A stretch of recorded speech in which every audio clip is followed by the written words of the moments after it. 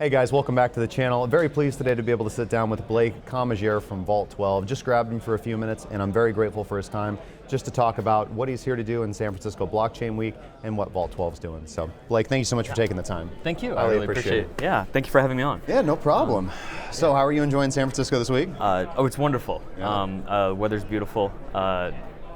As it typically is. Yeah. And this is always very exciting. You get to put a lot of faces with just names you know and that sort of thing. It's neat. It's neat. And for a lot of people that aren't even developing or building in the space, these conferences are great to come through because for the end user or retail user, they know Bitcoin or Ethereum or Chainlink or all these projects, and they come in, they see the booths, and they're like, "These are humans! Yeah. Oh wow, there's humans on the other side of the monitor." That's true. Yeah, it is a very humanizing event, right? So tell me about the human on the other side of this monitor. Yeah. So I am the COO and co-founder of Vault12, and we're building an ecosystem that is focused on custody of private keys. Our product just launched. It's called Vault12 as well, and essentially it allows you to keep your private keys private by selecting a group of friends and devices that you trust to safeguard that data.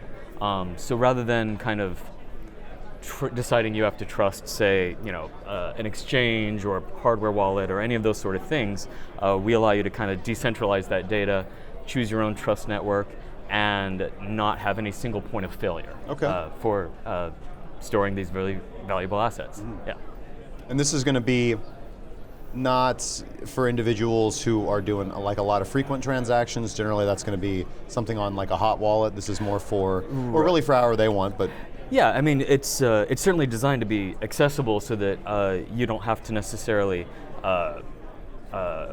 worry about, you could certainly use it for your day-to-day access of data. Think of this as a decentralized backup that protects you from loss, right? Sure. So that if you typically are working on your mobile phone, trading frequently, and it falls in the bathtub, this is a nice way to have a backup that is not, focused in a single place. Sure. Yeah. So, just kind of help me picture that, because you had said, it decentralizes your private keys amongst some different sources. So if I want to send a transaction, do I gotta bring cousin Edna and Aunt Janice together to give me access to my funds? No. The key innovation that we put together is an app that maintains the life cycle of all that data. So when you do need to access it, it's as easy as they click a button, right? And certainly like use cases, some people are going to find it's appropriate for certain use cases only, right? They may want to have a very small amount in a hot wallet, and they aren't as concerned about losing that level of funds. Whereas there are going to be other people that say, hey, this is something I never want to touch. This is my vault. Equivalent to like a bank vault that I would never ever want anyone else to get into, and they may have a more significant amount of cryptocurrency there. Naturally. Yeah. So, again, this is, how would I, as an end user, just get involved with Vault12, kind of get my hands on it? The platform is data agnostic. It's, cryptocurrency keys are a particularly ideal type of asset to add to this, but we let people, whether they want to, enter seed phrase in a text file, their private key in a text file, photo of it, kind of whatever's convenient. And the people that you've chosen to safeguard that data, they have no insight into what you've actually stored and what's there. So this is not similar to multi-sig or any of that sort of thing. This is literally just their storage for you. And the nice thing about what we designed is we designed it such that, say you divide it amongst 5 individuals, you don't need all 5 to cooperate in order to reconstitute the data. You only have to have a threshold, which you choose as well. So that may be two devices cooperating, 3, whatever kind of is appropriate for your needs. Sure. Right. Yeah. And you're talking about storage, so literally the difference here is putting a text file with my private key on my local device or on a USB flash drive. Right. And then if that flash drive gets bit rot or if it burns up in a fire, I've lost my private keys. Right. You are physically putting the data elsewhere. Correct. And I think one of the things that's very interesting is there's a central point of failure and for a lot of people, and some people are very comfortable leaving their private keys on an exchange, right, and not having to manage them whatsoever. But that's really antithetical to the spirit of cryptocurrencies. The Bitcoin mission statement. It really is. And while I understand why some people are very comfortable with that, there's certainly many people that want to be in control and have that ownership, but they don't want to exchange that for a lack of security. And so what we wanted to do is kind of, find a way that gives you the best of both worlds, where, you are in control of these keys, you still own them, but you don't have to worry about, oh my God, there was a fire at my house, right. And of course I didn't take the time to grab my phone because my life was in danger. Right. Gotcha. Yeah. So, for me, looking for a good place to custody my private key, kind of what is the benefit in your mind that Vault12 would offer over something like, well, I'll tell you what I currently use. I currently use CryptoTag, which is a big metal plate, and I engrave my seed phrase on it, and I store it somewhere very securely, and I have guns at my house. So, it's very it's very difficult to get to it. Why would something like Vault12 make more sense? Or that's kind of an extreme example. Right. You've got your Ledger Nano X, and it's redundant. So yeah, that's a fair example. And I think the reason you may want to consider this is that rather than maintaining a single backup in a single place, this allows you to have, you can imagine a geographic distribution where you're not necessarily saying like, okay, I've got my metal plate with a seed phrase and I've got 3 of those and I keep each one in a bank vault in different cities around the world, right. Where, unfortunately, as secure and as wonderful as that sounds, there have certainly been instances where people attack bank vaults in hopes of, getting access to these things. The wonderful thing about backups is they bring you that redundancy. The problem is they all become single points of failure because if anyone gets your seed phrase, it's one place. That's the problem. Storing it all in one place. Exactly. Like if I go to Switzerland and convince someone that I'm your long lost brother, and it's so sad that you passed away, and I just need to see what's in that safety deposit box. Sure. Yeah, I got some emails from Nigerian princes if you like. Exactly. And so with with those type of scenarios, even something as ultra secure as an exchange that may take this very seriously, or a bank or whatever else, there's no calling the CEO of Bitcoin and saying, hey, could you reverse all those transactions because someone stole my seed phrase? Yeah. Right. Yeah. That's the point. The blockchain is immutable. Yeah. And in this scenario with Vault12, for my security to be compromised, not only would they have to figure out where to go, they couldn't just go one place. They'd have to go to as many places as I have distributed it, to the threshold that I've set. Exactly. And to get access, so then my question then becomes, so this is an app that I'm going to interact with to do all of this, correct? That's correct. And I can download it on my Android? Yep, it's available on Android, on iOS, and we have Windows and Mac OS coming as well. Okay, great. Yeah. And I'm able to select who I want to go to. Now, when I select who, is this cloud? Is this their physical hard drive? I mean, how's the data get from me talking to Vault12 to them? Right. So you can choose actually a variety of people. You can also choose devices. Okay. Right. So you may have spare devices. Certainly some people may be of the mindset like, okay, well, I don't even want. I don't even have 5 family members that I would necessarily trust, but I want 5 devices for the data to be divided. And you can, we allow you to, if you're in the same room with the device, you can pair them via QR codes, that sort of thing. We allow you to send invitations through SMS and what have you. And then the devices from their end communicate through, we open sourced a relay network. That is designed to act effectively as, I think probably the best analogy is a dead drop, almost like you see in the spy movies, where there's no way for anyone to know what the data is in transmission. You have to, only the particular devices can decrypt between each other. So we run our own set of relays, but we've open sourced it so you can run your own as well. so that you can literally control, every bit of the data being transmitted between devices if you want. And while that data is encrypted, there are certainly those people that are saying, well, I also want to, I want to see the source. Right. I want to watch it, and I want it to run on, my server in Switzerland, Yeah. right, or what have you. Right. So we Open very sourced much it. so, yeah. We very much so are of the mindset that one of the most important elements of innovation with cryptocurrencies has been creating an ecosystem where you don't have to trust people to transact. So we wanted to build something so that you don't have to trust people in order to store your keys as well. And so that's, we don't necessarily need you to trust us as a company, trust any other third party. Certainly people are trusting exchanges, and they may be comfortable with it, but certainly there are people that are not. So this allows you to say, hey, you don't have to trust anyone at all. You can simply choose, who you don't have to trust any third party. You can simply choose who are the people or devices that you want to act in the storage capacity for you, and kind of have the best of both worlds. Yeah, I like it. Yeah. I'm all for getting people's private keys off of exchanges Yeah. and into their own hands. I think everyone that has been in the space for a little while has seen or had friends, family members, whatever it may be, that were burned by exchanges, whether it's incompetence, some type of accident, willful fraud. Yeah. Right? We've seen a variety of terrible scenarios where funds are no longer available, and people They thought are they not were safe. SAFU. Yeah. Yeah, and none of this is FDIC insured.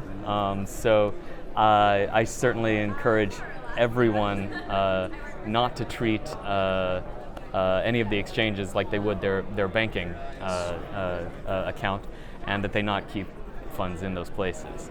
So. It's exchanges are more like a dead drop. Yeah. Yeah. Get in and get out. Yeah, I mean, they're a necessary on-ramp and off-ramp for accessing fiat, but storage of cryptocurrency is really, it just seems very antithetical to the spirit of what we're building. And I understand why they exist, but I don't think that they are the appropriate long-term storage. But the flip side of it is there are a lot of people that wouldn't store their private keys in a secure way. They would simply say, "Oh, what's convenient?" There's probably someone here at this conference that has stored their private keys in a shared Dropbox folder. I'm sure. And, Google Drive. Yeah. Yeah, and they're like, "Oh, that's nice. I'll always have a backup." I believe that's what got Mr. Ian Bellina. Oh, you might be right. Yeah, and I Google Drive got hacked for all his private keys. And as soon as that happens, it's a very convenient place to store your private keys. Incredibly insecure, Yeah. right? And again, since you have no recourse, once those keys are stolen, I would strongly recommend that people use a little more secure system. So people who are trying to get off exchanges right now could go download your app right now and keep their That's private true. keys Yeah, more secure. give it a try and configure it as they find appropriate for their needs. Right. Yeah, we're in a really interesting space with cryptocurrency right now. We had 2017 run-up, we had the 2018 bear market and crypto Yeah. winter, and 2019's been pretty positive. There's a lot of euphoria in the air. Prices of things have been up. A lot of people are happy. People are starting to poke their head out of the snow, thinking the crypto winter is over and spring is here. As somebody in the space, kind of what are your thoughts? So I think that the price drives a lot of attention, right? And I think that it's understandable why, right? It's very exciting when an asset increases quickly in value, and I think that right now I would say that we've had that little bit of excitement, and I think that it's an interesting time because I think in the short term, there may be a little bit too much hype at the moment, and that is of course driven by the speculative nature of price increases. But long term, I think it is absolutely underhyped, right? I think that we've seen this again and again with other technologies. I think probably the most apt analogy is when you look at the web bubble that happened in the late 90s, early 2000s, where you had many companies that got very excited, and there was a lot of quick IPOs and that sort of thing happening with technology. And then as that bubble burst, you had people that were, unfortunately, they almost seemed happy, that the web hadn't delivered on its promises and its hype, which is a very odd thing to, in my opinion. I think that's a very odd way to kind of look at things, because why would you not want amazing technology to make everybody's life better, right?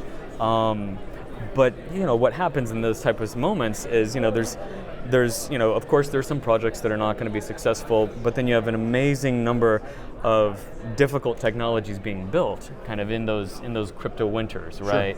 And we're just starting to see some of those poke their heads up now, and it's really exciting to see, like, oh wow, here's all these amazing things that have been built. And I think we'll see, we'll continue to see that, and there'll be dips, ups and downs and that sort of thing, but the general trend line is moving in an amazing direction at an incredibly fast pace, considering the technology is extremely young still, right? At this stage, we've got a very mature web, and we can now, imagine anything you want, and you push a button on your phone, you can have it, usually within an hour. You push anything, you just, hey Google, yeah, bring right. me That's pizza. true.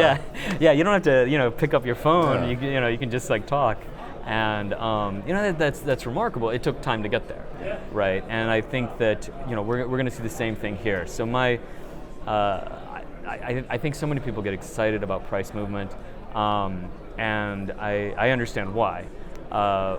But at the same time, I'm long term extremely bullish. I believe in the space, or I wouldn't be working in it. And it may seem anecdotal, but I've seen migrations of talent from other parts of industry into this space, and the pace of that has only increased in the last few years, and that's usually a very good sign. When you see a lot of people that are incredibly smart, that you're like, oh, I knew you from when you worked at this type of company, you were building, whether it be games or security or hardware devices, that sort of thing. Suddenly now you're in the crypto space too. It's a good sign where you're like, well, there's an immense amount of brain power moving into this space, and it's the speed at which that is happening is rapid.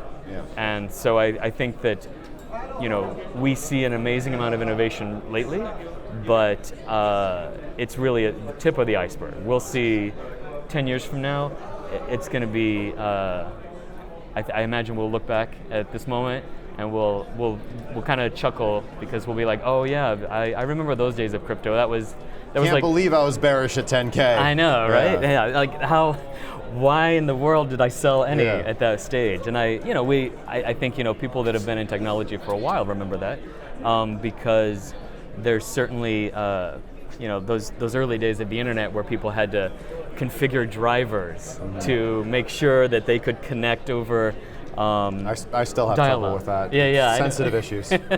We're all still traumatized a little bit from the dial-up sound that we used to have to experience, and now we see people open up a brand new laptop. What's the Wi-Fi password? And they're streaming videos in 4K. The minute after they open their laptop for the very first time, and so. That didn't happen overnight with the internet. It's not going to happen overnight with that technology here. But certainly, in 10 years, we're gonna have a laugh at, oh, can you imagine, those days when people used to lose private keys? And remember when, people used to worry about exchange hacks, and all of these things that are incredibly difficult, painful moments right now are going to be, a thing of the past. Certainly. I tell people something very similar. I approach the market as a trader, but I'm also a cryptocurrency investor. So it doesn't matter if you're trying to get into the space, it doesn't matter what the price is. People ask me all the time, when's the best time to buy Bitcoin? The answer is always the same, yesterday, today, right now. I'll show you how to get the Coinbase app, let's go, buddy. Exactly, Because every single moment, just about every year, people look back and they're like, I wish I would have bought Bitcoin at $1. I wish I would have bought it at 100, at 1,000, at 10,000. You're going to see, in 10 years, what are people going to say? Right. Well, and I remember, those stories where, there was the family sold all their possessions, put everything into Bitcoin, and if I remember correctly, it was around $1,000 at the pricing at that moment. Dipped down to $200 for a while, and everybody had a laugh. It seemed that they're expensive. All laughed at them. And I imagine now he's a happy camper. Happy camper. So I certainly think that there will be the price fluctuations and the opportunities there, right? Where the people that do trade on that, there will be sentiment that drives the price, like the recent announcements from China and that sort of thing. Those sort of things are certainly going to put some movement in it. But 10 years from now, we're going to be looking back at this and being like, wow, that. What were we thinking? Yeah, I can't believe I ever sold a single dollar worth, right? You heard it here, guys. Yeah. HODL. Blake, thank you so much for taking the time, man. Highly appreciated. Yeah, it was my pleasure. I really appreciate your time. It was fantastic meeting you. Thank you. Yeah.